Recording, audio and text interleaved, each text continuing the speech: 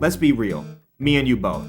Yes, you, chat, you, YouTube viewer just clicked on this video. We've all done it. We've all committed a logical fallacy. It's all human, okay? Alright, whether it's saying just one more game after you've been on like a 5-game losing streak in League, or you've been arguing with a friend and then you bring up that their favorite video game is Xenoblade Chronicles 3, okay? We've all committed a logical fallacy here and there, but not all fallacies are created equal, okay? Some are a lot more fun to commit than others, and that's what we're doing today. We're going fallacy by fallacy, and we're gonna figure out which fallacy is the most fun to commit. Introducing our competitors, okay? Now keep in mind, your favorite fallacy might not be here. I tried to keep it to one, or keep it to fallacies that everybody or most people would know, okay? And actually, chat, I'll let chat. What one do you guys want to rank first, okay? Strawman, gamblers, gamblers fallacy. Oh, let's start off hot then. We are quite familiar with the gamblers fallacy here at Pavise Productions, okay? Yeah, the gamblers fallacy, to give a brief overview if you don't know what the gamblers fallacy is. It's the fallacy that you are simply due for the good outcome eventually, okay? We're due. Oh my god. It's been 6s the last 4 times. I'm due for it to not be a 6, okay? Bro, they've missed like 3 50-50s in a row. We're due for that 50-50 to go our way, okay? It's 50%, all right? We're due. There's something so human about this fallacy of expecting randomness to operate in some kind of like ordained order that eventually something will go your way, when in reality randomness is just so truly random that there's no way to really quantify it except over sample sizes of like millions. And it's something we've all done. I don't want to hear people in this chat being anti-gamblers fallacy when you are doing gacha pulls every night, okay? When 20% of your paycheck's going toward getting fucking, I don't know, Raiden Shogun or whatever the fuck her name is, okay? Like, we're all guilty of this shit. It's timeless. It's truly a timeless fallacy. I don't think it's S tier, but it's so common. In terms of how it feels in the moment, it feels so intuitive. It feels so natural, even though it isn't. And when it also things do go according to your warped perception of the gambler's fallacy, it feels so good. Like, thinking you're due, making a bet that you're due, and then it's actually due. I mean, come on. It's simply too much fun, okay? I'm feeling an A tier on this. I feel like there's some more fallacies in here that definitely outclass it. All right, what are we doing next, chat? I'll let chat guide my hand here. You know what? We'll go Strawman. We'll go Strawman next, all right? The people seem to want the Strawman, all right? I don't even need to think about Strawman. Strawman for me is like the easiest fucking S tier of my goddamn life, man. This shit fuels me. I'm not even joking. Strawman is so much fucking fun. There's something that is so much fun about reducing the person you're arguing with or having a debate with, reducing their argument to sound as dumb and stupid and reductive as possible, and then beating it, okay? It fills me, it makes me giddy. There's no creativity or tact in Strawman. Oh, there's creativity. There's definitely an art to the Strawman, all right? Yeah, it's so petty. It actually is some of the pettiest shit. All right, it's petty, it's dumb, but it feels so good, man. It really is like you get to win twice. You get to build an argument that you hate, and you get to beat it. Like, come on, you're telling me that isn't the most fucking that shit doesn't hit? Anyways, Strawman fallacy. I'm loving it. I'm fucking loving it. Okay. I'm realizing chat's gonna go for all the popular ones, but we gotta pace ourselves. We gotta pick out some that like aren't all bangers, you know? And I want to bring out one that I really don't think's a banger, okay? Appeal to authority. This shit fucking cringe, dude. Not only to commit, but also to be witness to. Oh my god. Appeal to authority might be the biggest L fallacy of all time.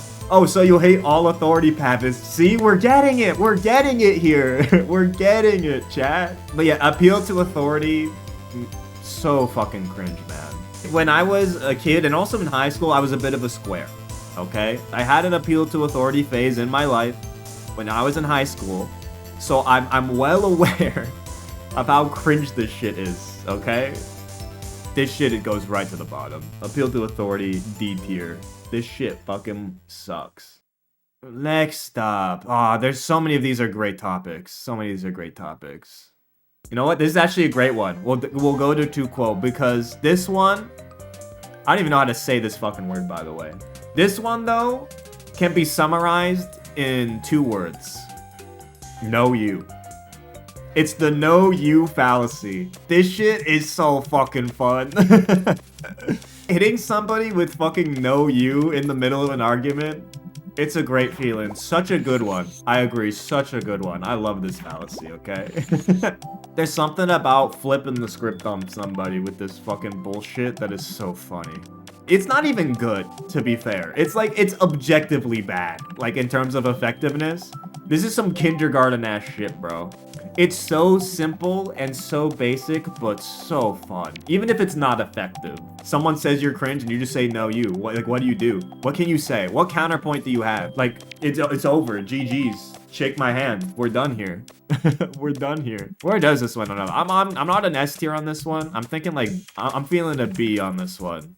I'm feeling a B. I think this is a solid, bang on, just average, good fallacy. A classic, and a classic for a reason. But yes, we can reevaluate later down the line if we feel it's in the wrong spot, okay? No, you're B tier. Fuck! No! Shit! I mean, what can I say to that? You have won in the marketplace of ideas, all right? You've won. My YouTube career is over. What is up next? Let's go no True Scotsman. If you're not familiar with this fallacy, no True Scotsman is, yeah, it's elitism incarnate. Like, no real Fire Emblem fan would say Engage is their favorite. Like, you see how that works?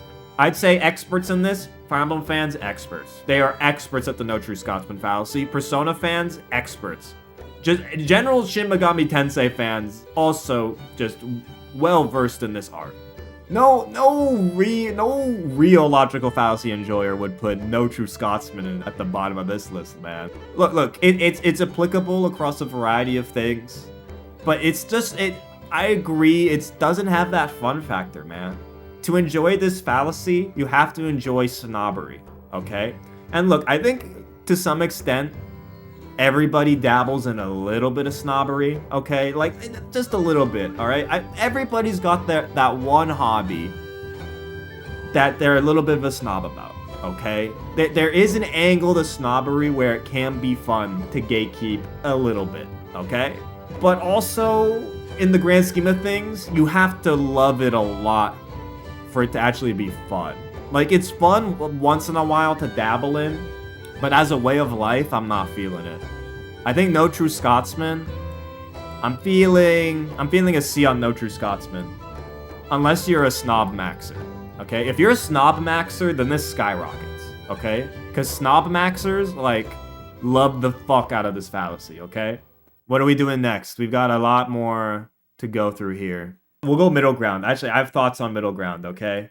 Middle ground fallacy, punk ass shit. This is punk ass shit. Fuck the middle ground fallacy, mother. Like, it's not fun, okay? Like, some of these fallacies we can admit are self-destructive and bad and not good for society. At least they're fun. Like, middle ground fallacy isn't fun. And I'm not even taking this to a political arena, okay? Like, in politics, yes, also lame. But, like, I'm talking about this just in everyday arguments where this shit is fucking annoying. Like, somebody makes, like, an argument about this, someone makes an argument about that, and then some motherfucker comes in and says, like, well, the truth is probably somewhere in the middle. Like, come on, brother. Like, let's be decent, at least make Strawman, okay? Like, at least that's fucking entertaining in some way. Middle ground shit is just fucking annoying, man.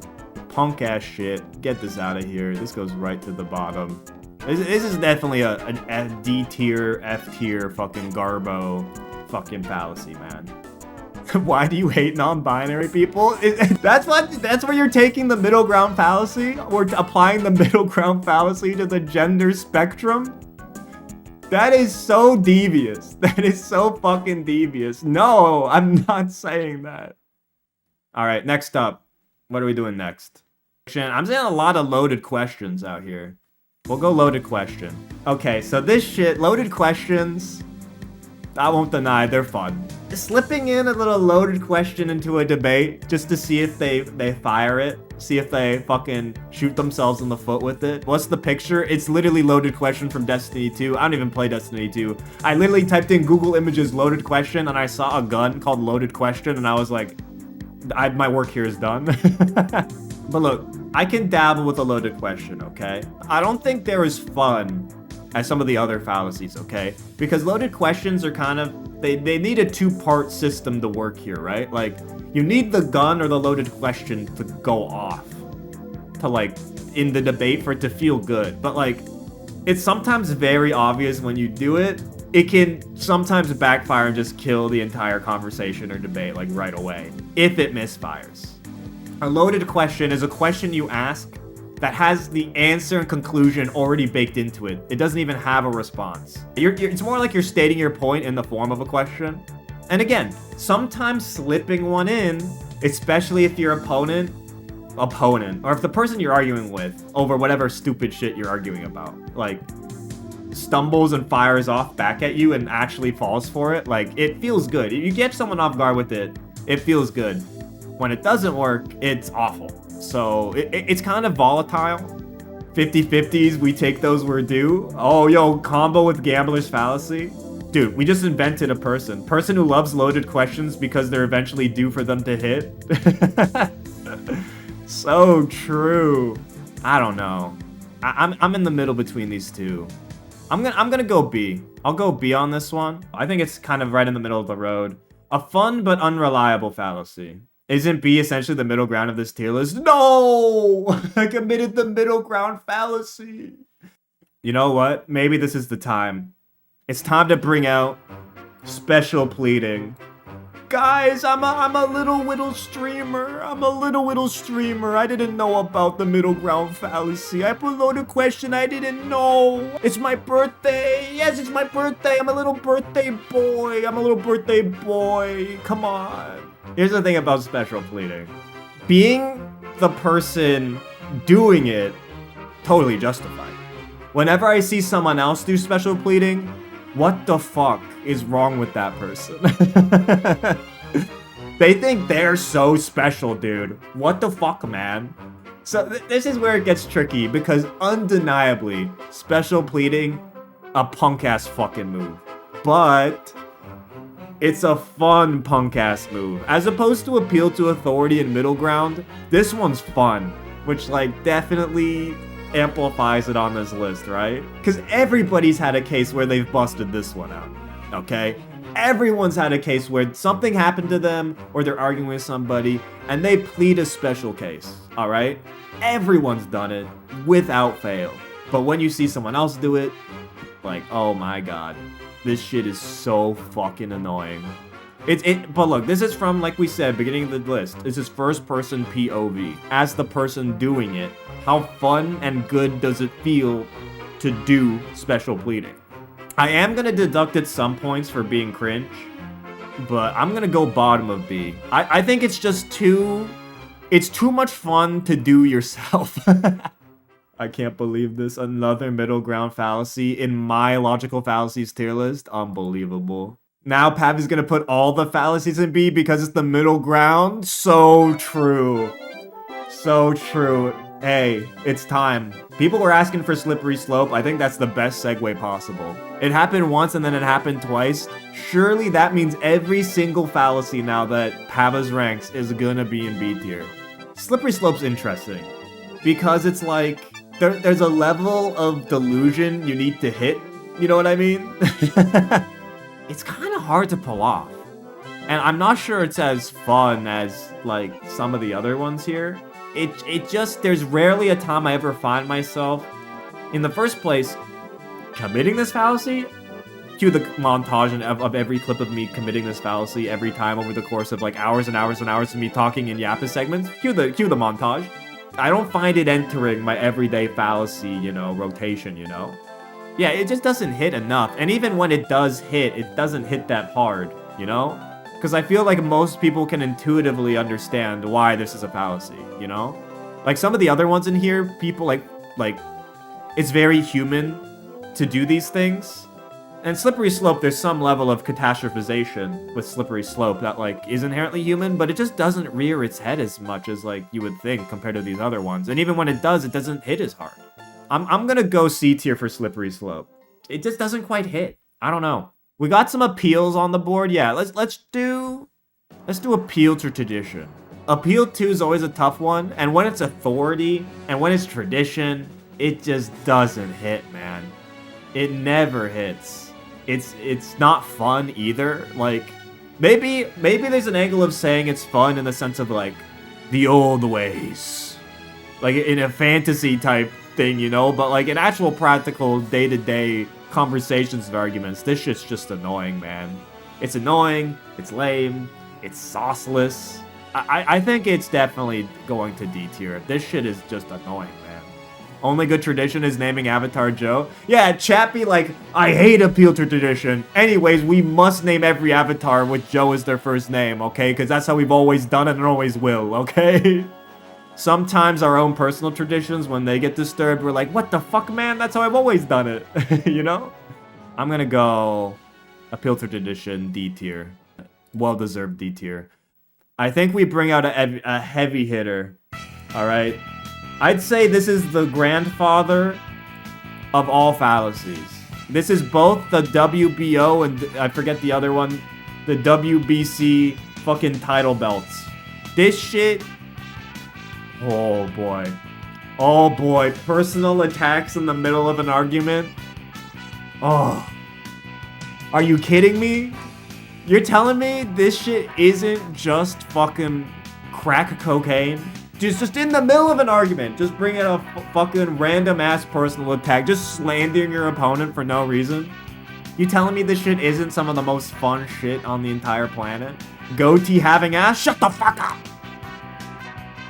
Shut the fuck up, Leo-ass motherfucking player. I see you. See? Doesn't that shit feel so good? Feckless? Oh, yes, feckless. Incredible. This goes straight to the fucking top, man. There's a reason this is the undefeated heavyweight champion of the world. Okay? It's an S-tier fucking fallacy, man. Ad Hominem puts up Wilt Chamberlain level fucking numbers, okay? It sets records that will never be beat ever again in human history. Literal, I fucked your mom. So true. I don't know how often I bring out that one. Actually, I do. I think I've done that multiple times with chatters. I think I busted out that line a few times. I think I have. I think I'm caught on that one. My bad, my bad. I'll be sure to apologize to all your mothers later for that, okay? Apologize how? You know. You know how. I don't think I need to say the quiet part out loud. I mean... Whoa. Hold up there, my friend.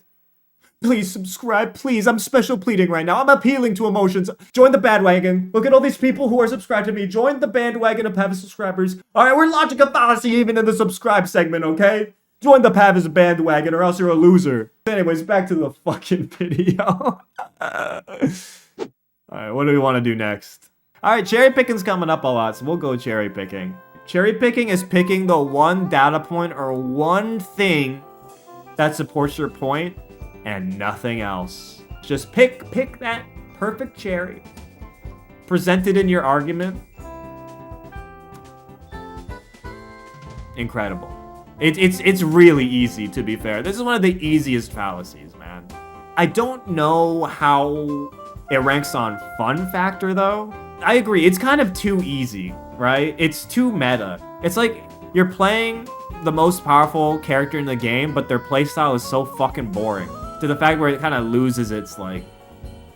loses its magic. It's vanilla. It's a vanilla fallacy. But it's also, like, a classic, right? So, like, it's hard to rank it too low. For legacy points, for its ease of use and effectiveness, I think it goes into B. But I think in terms of pure fun factor, it's outclassed. Classic appeal to tradition. No! You got me again, man. You got me again. We've got 5 more left on the initial list. We can add a few more, though, once we get down, because I think some people pointed out some ones that they want on the list. We've been holding off on Sunken Cost. Yeah, look, we've been holding on for a sunk cost. Why don't we just do a little longer?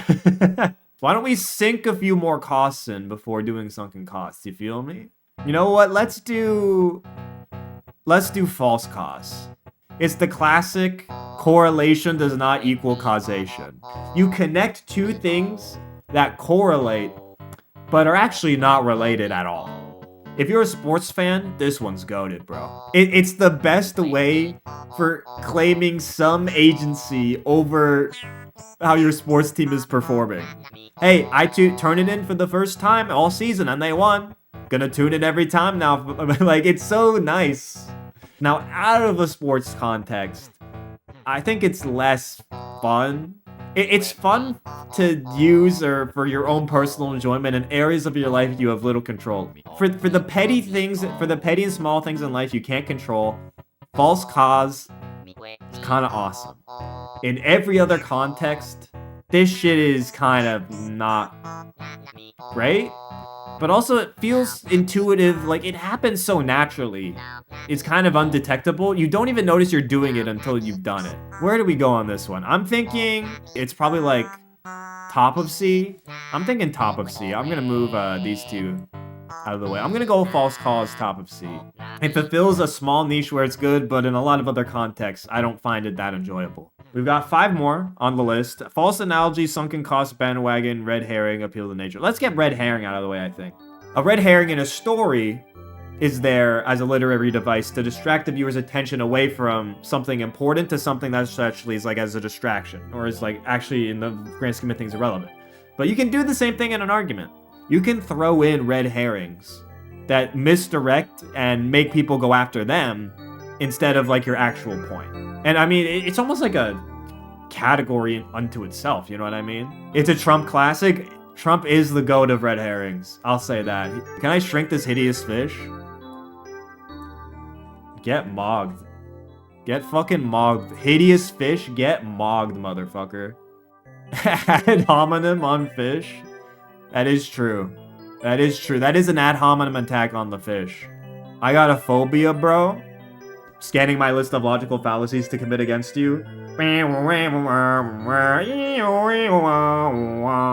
It's not even a herring, it's a grouper. You fucking kidding me, dude? I get a picture of a red fish and you're like, actually, it's not a herring, it's a grouper. Whatever, brother. Ad hominem. Get ad hominem. Not a true fish fan. No real fish fan would ever put a picture of a red grouper in front of and say it's a red herring. But yes, red herring as an analogy, or not analogy, as a fallacy itself, it's okay, I guess. I mean, personally, I don't think red herrings are that much fun.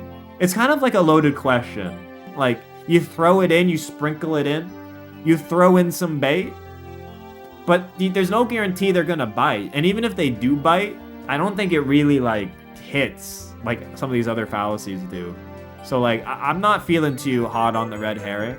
I think I'm going C on this one for red herring. I'm going C. I'm going to slot it in over here.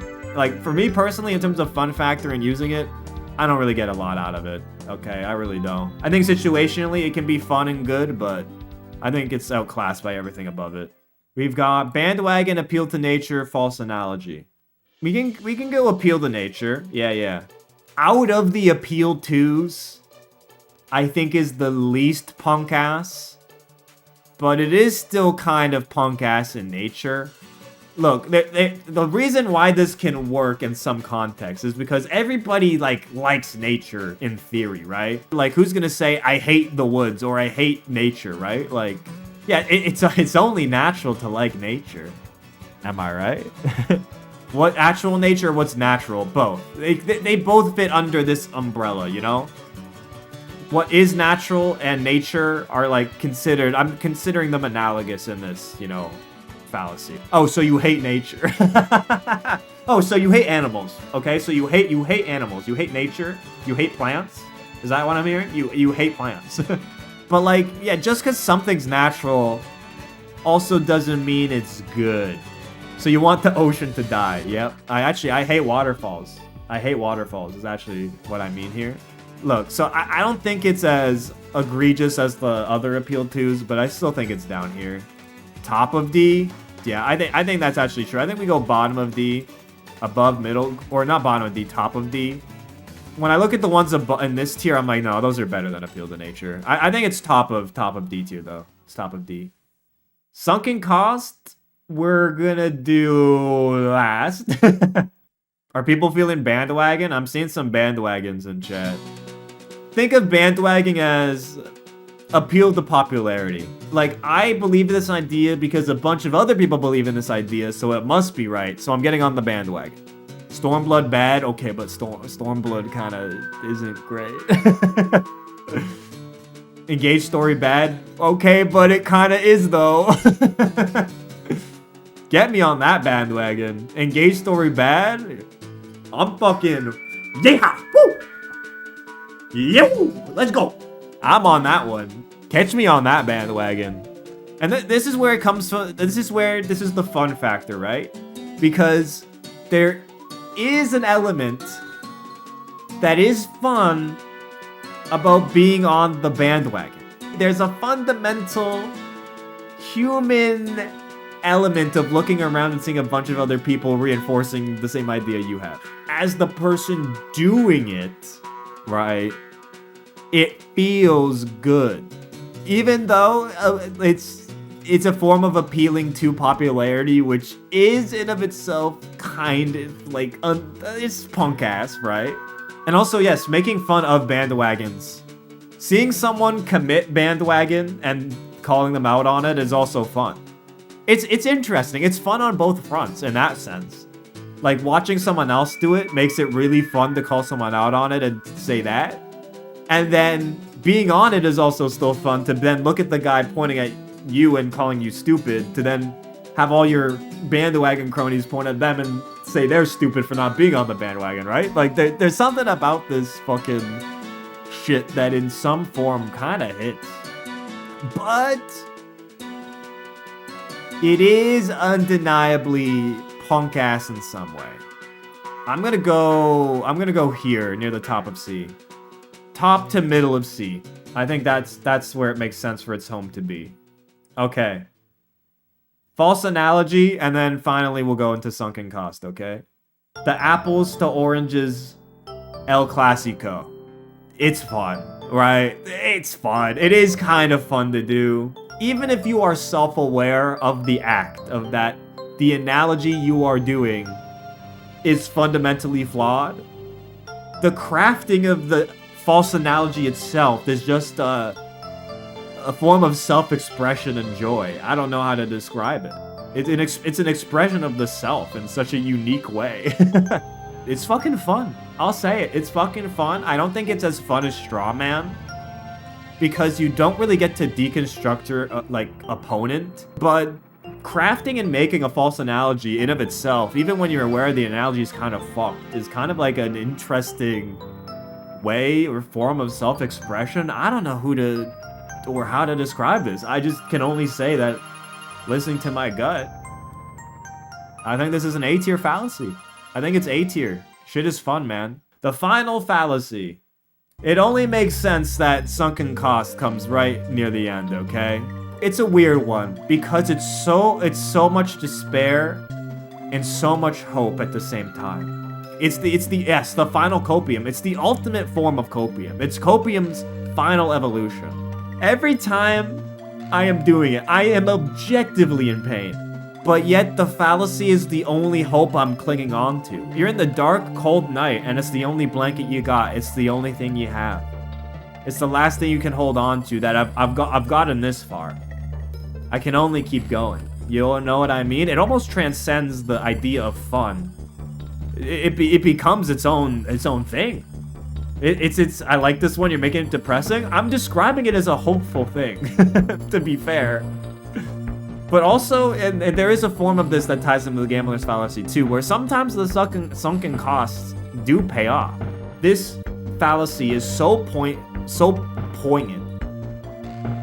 potent, that I can't rank it anywhere lower than A. I think I'm gonna have to go A for Sunken Cost fallacy. Even if it's not the typical definition of, I guess, fun. It's such an all-encompassing emotion and feeling that, like, I can't rank it any lower than A. The only reason it's not an S, I'd say, is because it's not fun. But for its potency, its power, and the hopium that it brings, sometimes Sunken Cost Fallacy is the only one there for you. Yeah, sometimes there's no one there for you but the Sunken Cost Fallacy. So I'm gonna go A for Sunken Cost. I'll put it beside Gambler's Fallacy. In fact, I cannot think of a better pairing. These two together are a match made in heaven in A tier. Hand in hand, power couple. Yeah, they're a power couple for sure. Where's my Gambler's Sunken Cost AO3 fic? Hey, be the change you want to see in the world, okay, Dash Hunter? Be the change you want to see. Okay, do we have any last minute entrants that we want to throw into the list here? I can throw together some last second submissions. I'm gonna do them kind of scuffed though, so forgive me. Fallacy. Appeal to, oh, I need to capitalize it. Appeal to emotion. Circular reasoning. Why does everybody want to talk about circular reasoning? I mean, look, if the people want circular reasoning, I'll give it to them. Okay. I'll give you two more. Texas Sharpshooter. Oh, prove it? Okay, we'll go burden of proof. So, we have our final bonus round, final 5 fallacies as decided by the chat. First up, Fallacy Fallacy. Alright, this is another classic. Fallacy Fallacy, for those who don't know, is the idea or drawing the conclusion that your opponent's argument is wrong purely on the fact that they used a fallacy. Basically what you're saying is, you used the fallacy, therefore your entire point or argument is just wrong objectively immediately, the moment you use the fallacy, right?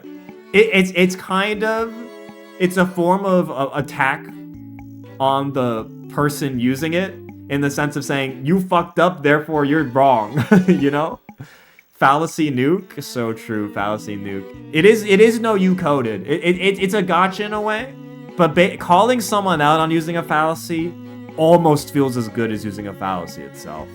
I'll say it. Like, it's in the same vein of, like, if being on the end of this sucks, but being the one using it, now that's fun, okay? It is kind of like an IRL, yeah, Ace Attorney moment, you know what I mean? You start hitting your paper being like, do-do-do-do-do-do, do-do-do-do-do-do. Your Honor, my opponent used the middle ground fallacy. But look, there's sometimes the fallacy, you have to use it sparingly. If you do it too much, it spins around into being, you know, nerd emoji, punk ass coded, okay? You use it sparingly at just the right moment, and bam. Truth nuke. Fallacy has a massive cooldown, okay? Also, if it misses, you're fucked. But in terms of pure enjoyment, I'm gonna go A on this one. Next up.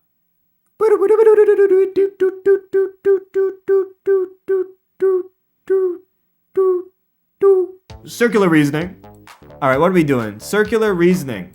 Okay, so circular reasoning is basically snake eating its own tail of A is true, therefore B is true, therefore A is true, therefore B is true, therefore A is true, therefore B is true. It's self-reinforcing your point with another point, and it feedback loops itself into oblivion.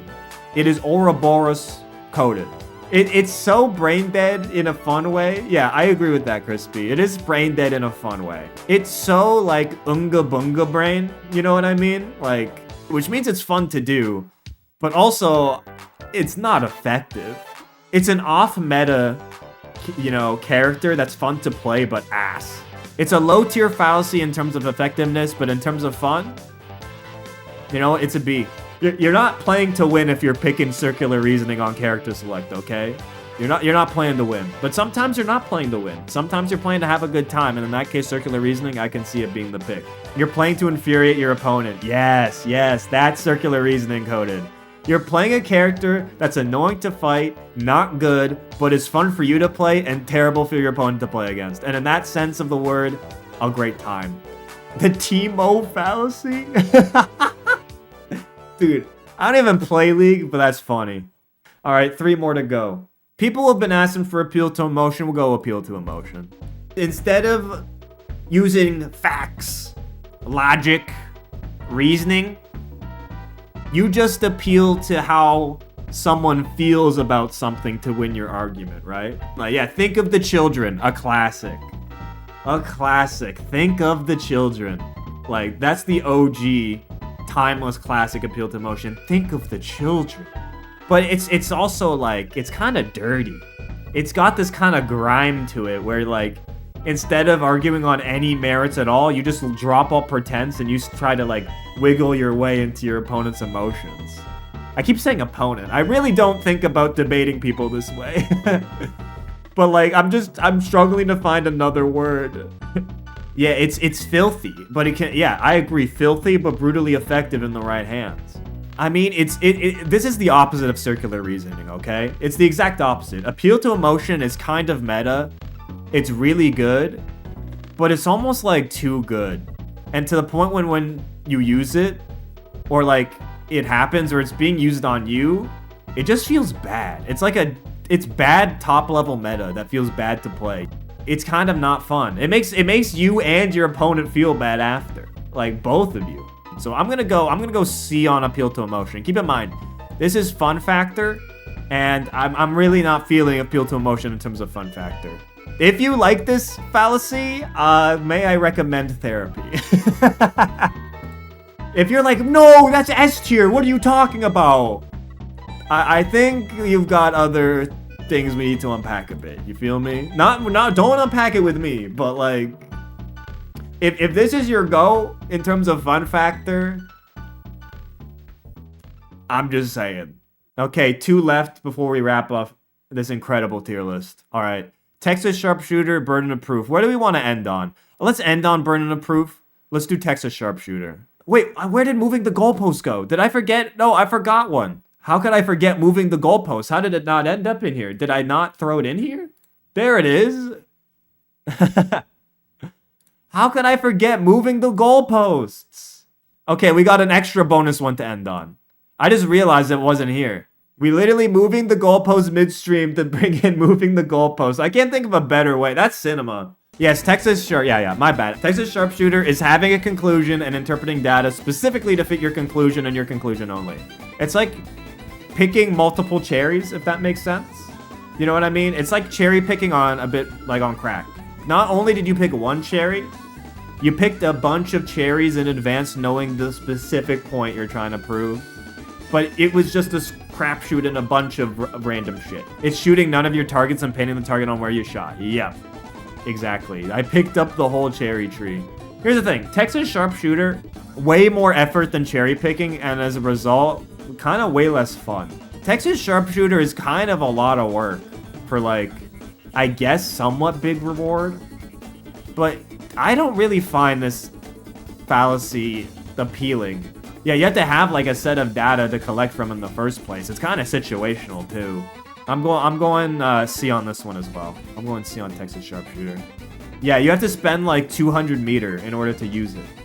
And it's not even, it's good, but it's not that good. You know what I mean? The fighting game analogies are kind of going hard in terms of this. Dude, someone in the chat is going to be like, false analogy. 200 meter supers are actually on average in Under Night in Birth 2, actually all meta defining. I'm like, dude, shut the fuck up. All right, burden of proof before we get into moving the goalposts. Prove it. It's the prove it fallacy. There you go. Well then, prove it. I'm gonna need a source on that. It's not on us to prove where burden of proof should be. You prove it. Dude, shut the fuck up. This shit is so annoying. It's just annoying. Now, to be the one to do it, a bit more fun. The receiving end, undeniably, this shit is annoying. On the giving end, definitely more fun. But even then, I'm not a huge fan, to be honest. For the most part, it just makes the argument kind of annoying. Without fail, after burden of proof, every single time the argument gets more annoying and less fun. All around the board. Every time. Yeah, it pumps the brakes on the conversation, and then it gets into boring minutia. Like, every time, man. So it's only fun in the sense of you get to do it one time, but then the rest of the debate is fucking, or argument is just ruined. Because now all you're arguing over is minutia over burden of proof related shit. And then, where do I get in my ad hominem attacks? Come on. I want to build Strawman and call people stupid. I don't want to fucking do homework. Now, sometimes you have to pull it out because your fucking person you're arguing with is pulling out so much bullshit, you simply have to pull this card on them. But, like, I don't know. I'm going burden of proof in terms of just pure fun factor. I think this also goes into C tier.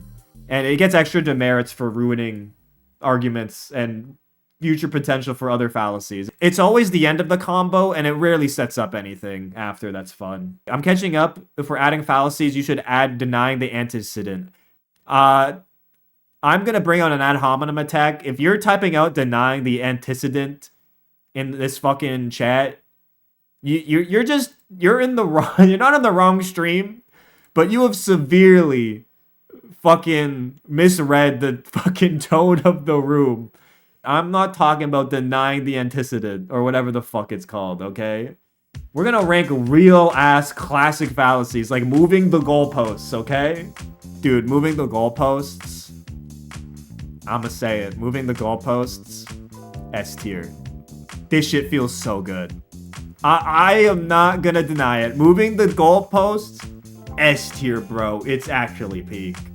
Okay, there's something so satisfying about picking up a goalpost after someone made a point, shifting it over, plopping it down, and watching your opponent or the person you're arguing with flip the fuck out.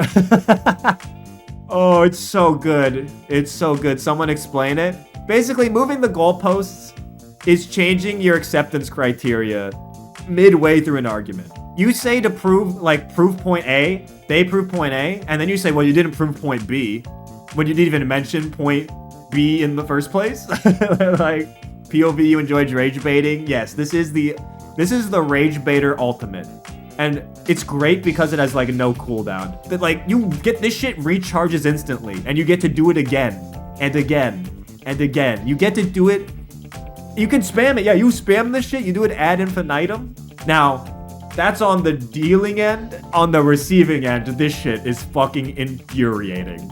I think everybody can speak to their own experience in terms of having this shit done to them and it making you want to flip the fuck out. And I totally get it. But as the person doing it, this is the POV we're taking. This shit's S tier, man. Doing this shit is too fun, man. It's too fun. Parents love this fallacy. Dude, this is the parents' go-to. This is the parents' B&B, man. And also, it is effective against children. It does ×2 damage against children, bro. It does 2x. It's got a damage multiplier against children, which is kind of fucked up, but, like, it's true. It's got a damage multiplier. It's 3x? Yeah, you're right. It actually is 3x. It has 3x. Yeah, moving the goalpost into appeal to authority is, like, parents, like... That's a fucking true combo, man. Alright? That's a true combo. So yeah, moving the goalposts. As the person doing it, I'm putting a giant asterisk here. As the person doing it, goated. As the person receiving it, simply the worst. But like every game has that character, man. Every game has that character where they're easy, fun, and good. And everybody hates fighting them. And moving the goalpost is one of those characters, man. Do we have any last-second adjustments? No, U is still A. You know what? I'm gonna agree with you. To quote Q, I don't know how the fuck to say this word. I'm gonna put this up into A. I agree. I think we did it a bit dirty. I think this shit is a lot of fun. No True Scotsman, no True Scotsman. We can give No True Scotsman a few level ups, okay? I'll give it over Bandwagon. I'll move it up in the list, okay? I'll move it up, but I really don't feel it as a fun one, to be honest. Gambler's Fallacy, bottom of S. Look, Gambler's Fallacy and Sunken Cost are perfect together, man.